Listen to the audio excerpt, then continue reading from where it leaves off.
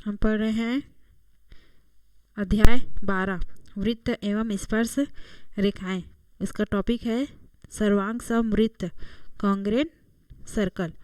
हमने देखा था कि ऐसी दो आकृतियाँ जो एक दूसरे को पूरी तरह ढक लेती हैं सर्वांग सम आकृतियाँ कहलाती है। हमने इसके बारे में पहले के अध्याय में पढ़ चुके हैं, है ना। अगर हम बराबर त्रिज्या के दो वृत्त लें जिनकी त्रिज्याएं आपस में बराबर हैं तो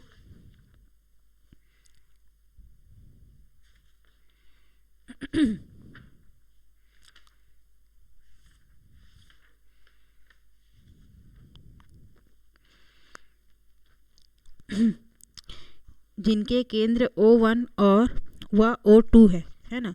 दो केंद्र होंगे, केंद्र दो वृत्त है तो दो केंद्र होंगे O1 और O2।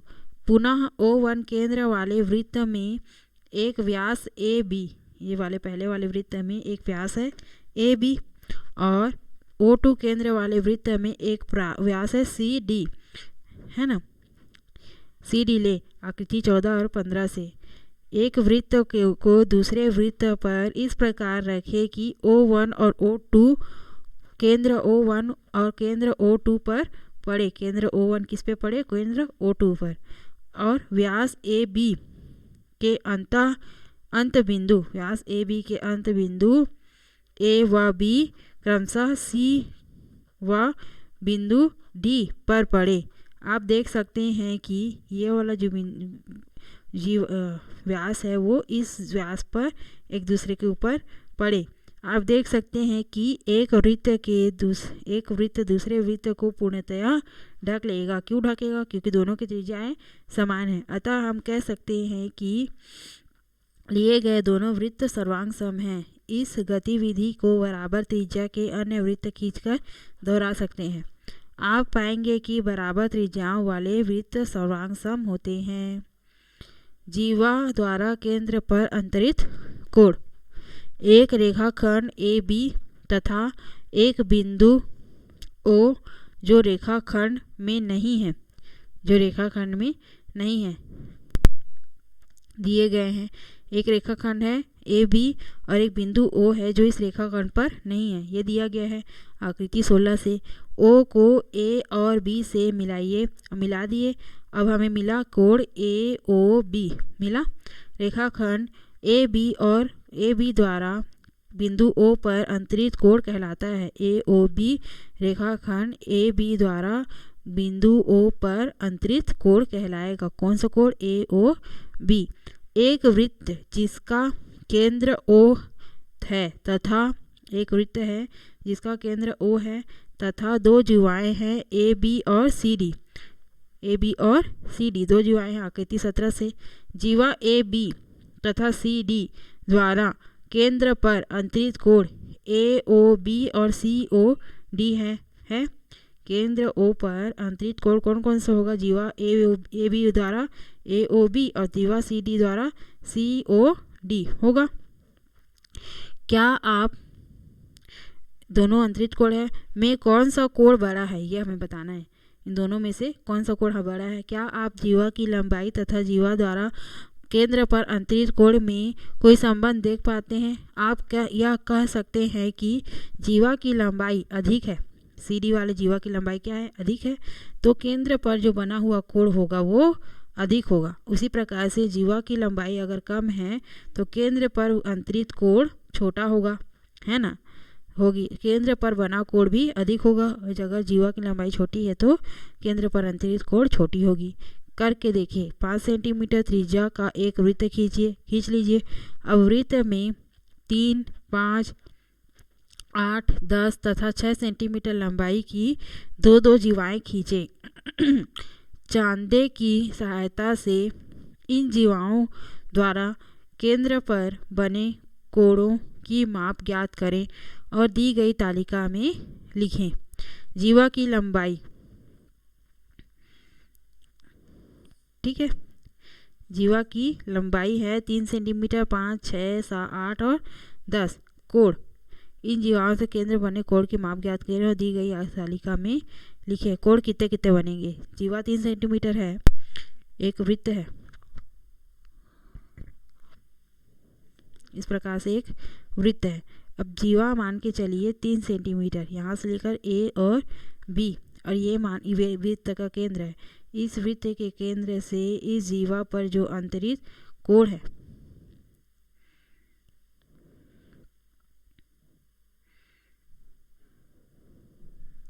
ये कोण कितना अंश का बनेगा उसको हमें माप कर यहाँ लिखना है। उसी प्रकार से 5 सेंटीमीटर जीवा है सी डी,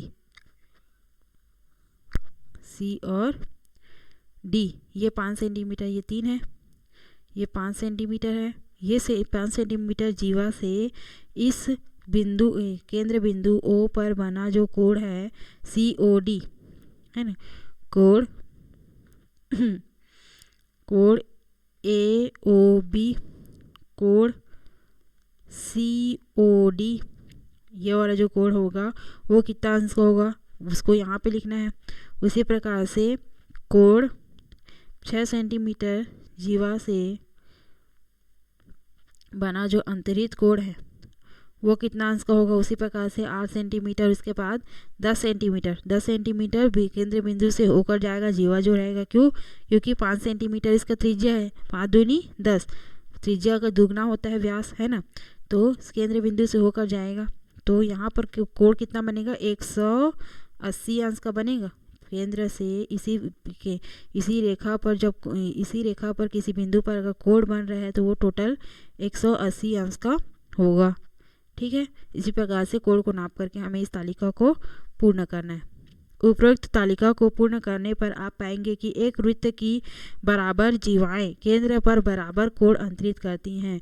ऊपर नीचे दोनों तरफ 3 सेंटीमीटर यहाँ ले रहे हैं, 3 सेंटीमीटर यहाँ लेंगे है ना, जीवा दोनों तरफ लेना है। यहाँ पर जो बना कोण है ये वाला, उसी प्रकार से ये वाला जो कोण बनेगा वो उन दोनों कोण आपस में बराबर होगा, क्योंकि दोनों की जीवाएं बराबर है। 3 सेंटीमीटर इस तरफ तो 3 सेंटीमीटर ऊपर की तरफ। ठीक है, वृत्त के कुछ और प्रमेय देखते हैं। हमने ज्यामितीय कथनों को सिद्ध करना सीखा है। अब हम वृत्त के बारे में कुछ कथनों को जो उसके गुण बताते हैं सिद्ध करने के तरीके देखेंगे। पहला कथन हम वही लेते हैं जो हमने ऊपर देखा कि किसी वृत्त में बराबर जीवाएं केंद्र पर बराबर कोण अंतरित करते हैं। ठीक है, वही हम सबसे पहले लेते हैं। पहला कथन वही होगा हमारा कि किसी वृत्त में बराबर जीवाएं केंद्र पर बराबर कोण अंतरित करते हैं।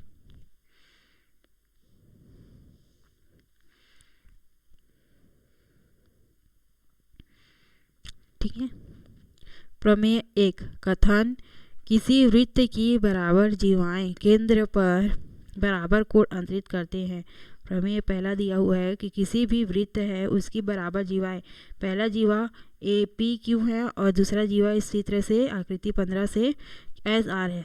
PQ बराबर होगा SR के, दोनों जीवाएं क्योंकि आपस में बराबर है ना। हमें बताना है कि ये जो कोण है, कोण SOR और POQ ये दोनों आपस में बराबर है, ये सिद्ध करना है ना। तो ज्ञात है हमें कि एक वृत्त जिसका केंद्र O है और इसकी 2 बराबर जीवाएं हैं PQ और SR, सिद्ध करना है कि कोण POQ बराबर है कोण ROS के। ठीक है, ये हमें सिद्ध करना है। उत्पत्ति देखते हैं। उत्पत्ति से देखेंगे हम कि एक दोनों त्रिभुज को ले लेते हैं, त्रिभुज POQ और त्रिभुज ROS से OP बराबर होगा OR के। क्यों? क्योंकि ये दोनों ही एक वृत्त की त्रिज्याएं हैं। OP और OR हमें पता है कि वृत्त की सभी त्रिज्याएं आपस में बराबर होती है, तो OP बराबर होगा OR के। उसी प्रकार से OQ बराबर होगा OS के, होगा एक वृत्त की त्रिज्याएं। उसी प्रकार से और क्या बराबर होगा, दिया है कि PQ बराबर है SR के, तो तीनों भुजाएं दोनों त्रिभुजों में आपस में बराबर है। अतः हम कह सकते हैं कि भुजा समरूपता से दोनों त्रिभुज आपस में सर्वांग सम होंगे, है ना। दोनों त्रिभुज आपस में सर्वांग सम होंगे। अब सर्वांग सम होंगे, इस वजह से हम कह सकते हैं कि कोण POQ बराबर है RO कोण ROS के। कहाँ से आया? सर्वांग सम त्रिभुज की संगत कोण भी आपस में बराबर होते हैं। संगत कोण, सर्वांग सम है त्रिभुज, दोनों त्रिभुज, तो संगत कोण दोनों की आपस में बराबर होंगे। अतः हम कह सकते हैं कि POQ बराबर है कोण ROS के। क्या इस कथन का विलोम भी सत्य है? अर्थात यदि एक वृत्त की जीवाओं द्वारा केंद्र पर अंतरित कोण बराबर है, अगर एक वृत्त की जीवाओं द्वारा केंद्र पर जो अंतरित कोण है वो अगर बराबर है ना, तो वे जीवाएं भी आपस में बराबर होती है। आइए इस कथन को सिद्ध करके देखते हैं। कथन: यदि एक वृत्त की जीवाओं द्वारा केंद्र पर अंतरित कोण बराबर हो तो वे जीवाएं बराबर होती हैं। ज्ञात है। कथन ये इस प्रकार है कि यदि एक वृत्त है उसकी जीवाओं द्वारा केंद्र पर अंतरित जो कोण है जब वो बराबर है तो हम कह सकते हैं कि वो दोनों जीवाएं भी आपस में बराबर होंगे। ये हमें प्रूव करना है। तो हमें क्या क्या ज्ञात है कि एक वृत्त है जिसका केंद्र O है, इसकी दो जीवाएं PQ और ORS है, और ये ज्ञात है कि POQ कोण POQ बराबर है ROS के। सिद्ध क्या करना है कि PQ और RS आपस में बराबर है, दोनों जीवाएं आपस में बराबर है। उत्पत्ति: त्रिभुज POQ और त्रिभुज ROS से OP बराबर है OR के, एक ही वृत्त की त्रिज्याएं। उसी प्रकार से OQ बराबर है OS के, एक ही वृत्त की त्रिज्याएं। उसके बाद एक और चीज़ दिया हुआ है कि कोण POQ और कोण ROS, ये कोण और ये कोण आपस में बराबर है। ये दिया गया है प्रश्न में, है ना, दिया गया है, इस कथन पे दिया गया है। तो भुजा कोण भुजा, है ना, सर्वांग समतल से दोनों त्रिभुज आपस में सर्वांग सम होंगे। भुजा, दो भुजा बराबर है और एक कोण बराबर है, तो भुजा कोण भुजा समरूपता से दोनों त्रिभुज आपस में सर्वांग सम होंगे। अतः जब सर्वांग सम होंगे तो दोनों त्रिभुज के संगत भुजा भी आपस में बराबर होगा। अतः PQ बराबर है SR के। कहाँ से है? सर्वांग सम त्रिभुज के संगत भुजा। यदि किसी वृत्त की दो जीवाएं बराबर हो तो उनके संगत चाप सर्वांग सम होते हैं, तथा विलोमतः यदि दो चाप सर्वांग सम हैं तो उनकी संगत जीवाएं भी बराबर होती हैं। ठीक है, ये दोनों हमने अभी अभी सिद्ध किया। अब इसी के आधारित कुछ प्रश्न देखते हैं। उदाहरण पहला दिया हुआ है, आकृति 20 में जीवा AB और BC बराबर है।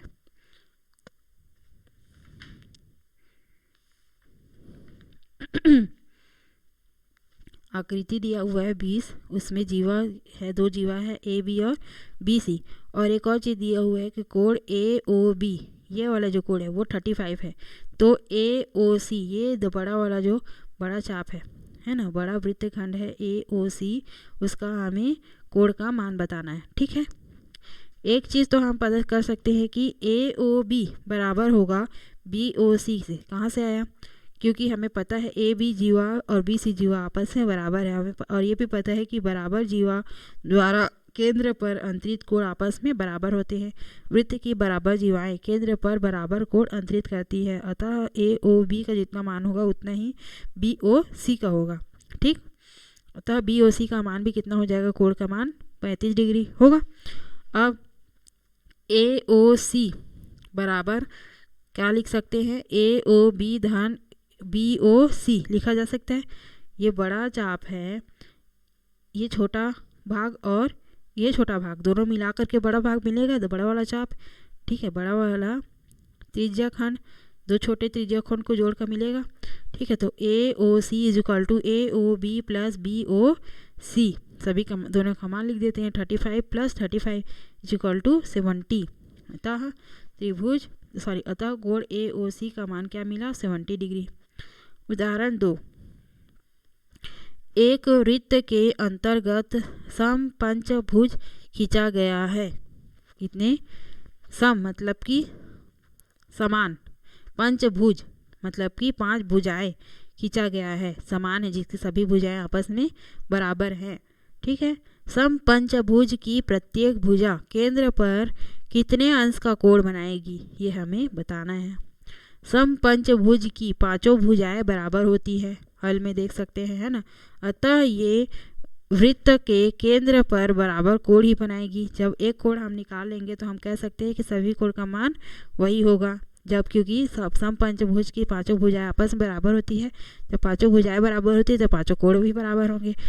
माना समपंचभुज की प्रत्येक भुजा केंद्र पर x अंश का कोण बनाती है, ठीक है। तो समपंचभुज के लिए आप सभी बिंदुओं को केंद्र बिंदु से सभी शीर्षों को मिला सकते हैं, तो 5 कोण यहाँ पे हमें मिलेगा, या 5 त्रिभुज, है ना। अब 5 है तो इसलिए एक को हम x माने हैं तो 5x = 360 डिग्री। क्यों 360 डिग्री? क्योंकि हमें पता है कि वृत्त के अंतः कोणों का योग 360 होता है। ये इस प्रकार से हम समझे तो ये हो गया वृत्त का व्यास। व्यास पे ऊपर साइड पूरा ये कोण बनेगा 180 का, नीचे के साइड भी बनेगा 180 का, तो 180 + 180 = कितना आ गया? 360 आया। अतः वृत्त के अंतः कोणों का योग कितना होता है? 360। और बन कितने रहे यहाँ पे कोण? टोटल 5 है ना, तो 5x = 360 आएगा। x = 360/5। अब 5 एक कम 5 7 35, एक बचा 5 दूनी 10, x = 72 डिग्री। तो x का मान वही है जो सभी के लिए सभी कोणों का मान भी बराबर होगा। अतः x = 72 डिग्री आया है। अतः सभी पंचभुजों का सभी समपंचभुज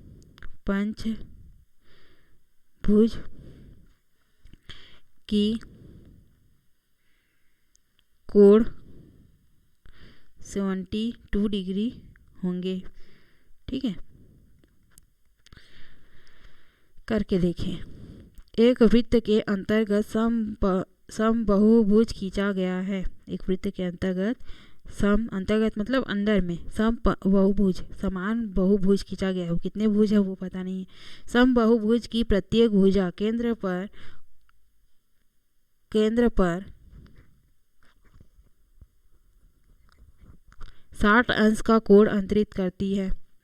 60 अंश का कोण अंतरित करती है। तो समबाहुभुज की भुजाओं की संख्या ज्ञात कीजिए। हमें कोण बता दिया है लेकिन उसकी भुजा कितनी होगी ये नहीं बताया है, ठीक है। एक वृत्त है, उसके केंद्र से वो जो समबाहुभुज है वो कितना कोण बना रहे हैं? 60 डिग्री का, ठीक है। मान लीजिए ए है, ये बी है ना। 60 डिग्री का कोण बना रहा है। तो हमें ज्ञात करना है कि वो कितना बहुभुज कितनी भुजाओं की संख्या कितनी होगी, ये हमें निकालना है। मान लीजिए भुजाओं की संख्या है x, है ना। x उसकी भुजाओं की संख्या है।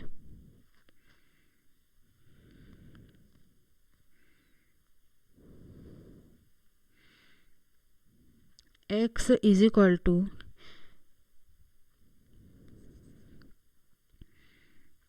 360 टोटल कोण बनता है ना। और x हमने उसका भुजाओं की संख्या माना है, तो x = 360/60 करेंगे तो हमें भुजाओं की कितनी संख्या होगी वो पता चल जाएगा। 6 कम 6 6 दहाम 6 कम 6 6 शून्य 0 6 छिक्का 36 0 10 एकम 10 10 छिक्का 60, है ना। तो x = कितना है? 6 भुजा या फिर समषटभुज कितना भुजाओं की संख्या कितनी मिली? 6। समषटभुज समबाहुभुज है ना, उसकी जगह हम क्या बनेगा? समषटभुज बनेंगे। तो समबाहुभुज की भुजाओं की संख्या कितनी होगी ज्ञात कीजिए, पूछा है ना। तो समबाहुभुज की भुजाओं की संख्या 6 होगी, ये हम लिख सकते हैं। केंद्र से नेक्स्ट टॉपिक है केंद्र से जीवा पर लंब किस प्रकार डाला जाता है। कागज पर एक वृत्त खींचिए।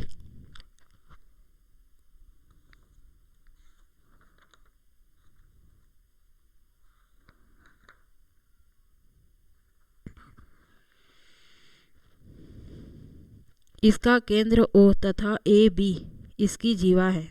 एक वृत्त खींचना है जिसका केंद्र है O, AB इसकी जीवा है। केंद्र से जीवा AB पर लंब डालिए। केंद्र से जीवा ए बी पर हमें लंब डालना है आकृति 22 से, जो ए बी को से एम पर मिलता है, ए बी को एम पर मिलता है। ए एम और बी एम के बारे में आप क्या कह सकते हैं? क्या वे बराबर हैं? कैसे पता करेंगे? यहाँ हम गणित के कौन से तर्कों का प्रयोग करेंगे? क्या हम त्रिभुज की सर्वांग समता का प्रयोग कर सकते हैं? आइए देखते हैं। प्रमेय 3 की कथन है, किसी वृत्त के केंद्र से जीवा पर डाला गया लंब जीवा को समद्विभाजित करता है। किसी वृत्त के केंद्र से जीवा पर डाला गया ये जो लंब है, लंब एम, और ये जीवा है, ए बी केंद्र है, वो जो जीवा है, वो जो लंब डाल रहा है, वो उस जीवा को, ए बी जीवा को समद्विभाजित समान भागों में विभाजित करता है। मतलब कि ए एम बराबर होगा बी एम के। ये हमें सिद्ध करना है। ठीक है, तो दिया गया है कि एक वृत्त है जिसका केंद्र है ओ, और ए एम लंब है किस पर? बी, ए बी पर, ए बी पर लंब है। ए एम उसकी जीवा है, उसकी एक जीवा है, और ओ एम लंब है ए बी पर। ठीक है, ओ एम लंब है ए बी पर। तो हमें बताना है कि ए एम बराबर है एम बी के। ए बी जीवा है, ए एम नहीं, ए बी क्या है? उसकी जीवा है, और एक जीवा है जो, और ओ एम लंब है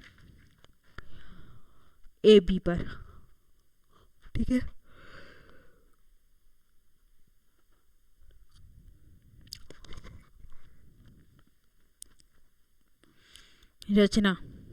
रचना करेंगे कि ओ को ए से और बी से मिलाएंगे। ओ को एक जीवा के एक बिंदु से दूसरे जीवा के दूसरे बिंदु से केंद्र को मिलाएंगे। मिला दिए। अब उत्पत्ति देखते हैं। त्रिभुज O M A O M B से ओ ए बराबर है ओ बी के। क्यों बराबर है? क्योंकि जब ओ और ए को हम मिला रहे हैं, ओ और बी को मिला रहे हैं, तो दोनों हमारी त्रिज्या होंगी इस वृत्त की, और हमें पता है कि किस वृत्त की सभी त्रिज्या आपस में बराबर होती है, एक ही वृत्त की त्रिज्या, इसलिए ओ ए बराबर होगा ओ बी के, और ओ एम बराबर होगा ओ एम के। कहाँ से आया? उभयनिष्ठ भुजा, है ना। और कोण ओ एम ए बराबर है ओ एम बी के। कोण ओ एम ए बराबर है ओ एम बी के। क्यों आया? क्योंकि हमें पता है ओ एम क्या है? ए बी पर लंब है, और जब लंब डाला जाता है तो वो 90 डिग्री का कोण लेके आता है ना, 90 अंश का समकोण लेके आता है। दो भुजा मिल गए बराबर, और एक कोण मिल गया, तो भुजा कोण भुजा से हम कह सकते हैं कि दोनों त्रिभुज आपस में सर्वांग सम हैं। त्रिभुज ए ओ एम ए और त्रिभुज ओ एम बी आपस में सर्वांग सम हैं। अतः भुजा ए एम बी बराबर होगा एम बी के। ठीक है, भुजा ए एम बराबर होगा भुजा एम बी के, सर्वांग सम त्रिभुज के संगत भुजा से। इस प्रमेय का विलोम क्या है? क्या वृत्त के केंद्र से एक जीवा को समद्विभाजित करने वाली, वृत्त के केंद्र से एक जीवा को समद्विभाजित समान भागों में विभाजित करने वाली एक रेखा खींची गई जो रेखा है, वो जीवा पर लंब होती है क्या? ये उसका विलोम हो जाएगा, है ना। अभी प्रमेय तीसरा पढ़े, उसका विलोम। प्रमेय क्या था इससे पहले वाला प्रमेय? कि किसी केंद्र से वृत्त की जीवा पर डाला गया जो लंब है, वो उस जीवा को समद्विभाजित करती है। अब इसका विलोम है कि वृत्त के केंद्र से जीवा को समद्विभाजित करने वाली करने के लिए जो खींची गई रेखा है, वो जीवा पर लंब होती है। खींची गई रेखा जीवा पर लंब होती है। ये हमारा प्रमेय 4 है। इसे सिद्ध करते हैं।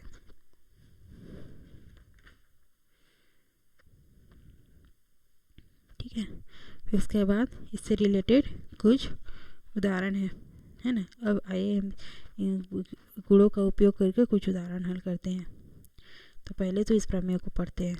कथन: एक वृत्त के केंद्र और जीवा के मध्य बिंदु, एक वृत्त के केंद्र और जीवा के मध्य बिंदु को मिलाने वाली जो रेखा है, मिलाने वाले रेखाखंड जीवा पर लंब होता है, ये हमें सिद्ध करना है ना। तो हमें पता चल गया इस चीज़ की, ये जीवा का जो मध्य बिंदु है उस पर और बिंदु केंद्र बिंदु को मिलाने वाली जो रेखा, वो हमें सिद्ध करना है कि जीवा पर लंब होती है या नहीं। ठीक है, तो ज्ञात है कि एक वृत्त है जिसका केंद्र O है और AB उसकी एक जीवा है तथा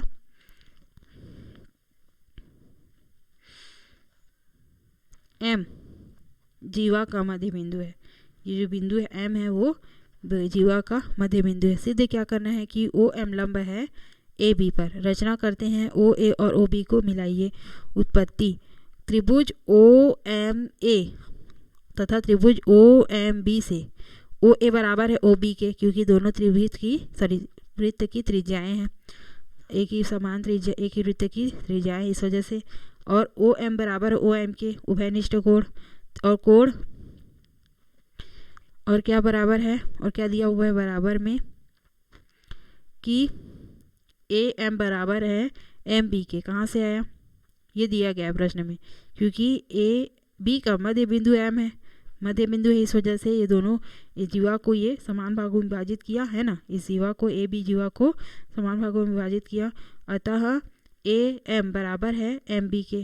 तो ये मिल गया बराबर, ये मिल गया बराबर, और ये भुजा भी मिल गया बराबर। भुजा भुजा भुजा सर्वांग समता से हम कह सकते हैं कि दोनों से त्रिभुज आपस में सर्वांग सम होंगे। त्रिभुज AOMA और सर्वांग सम होगा त्रिभुज OMB के। ठीक है,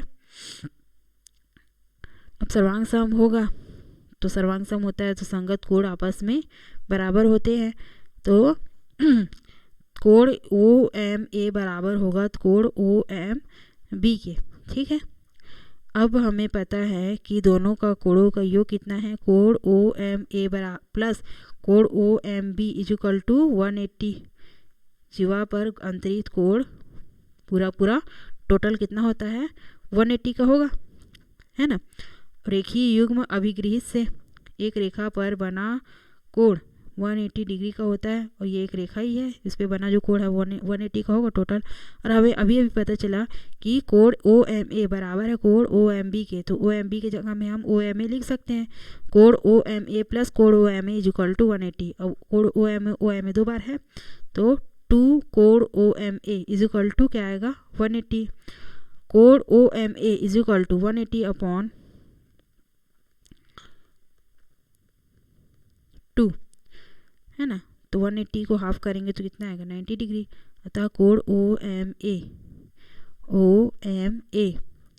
90 डिग्री। यही तो चाहिए था हमें कि लंब है तभी तो 90 डिग्री आ रहा है, तो OM लंब है AB पर। ठीक है, आइए अब हम वृत्त के इन गुणों का उपयोग कर कुछ उदाहरण हल करते हैं। इसको नेक्स्ट वीडियो में हल करेंगे, उदाहरण 3 से। ठीक है।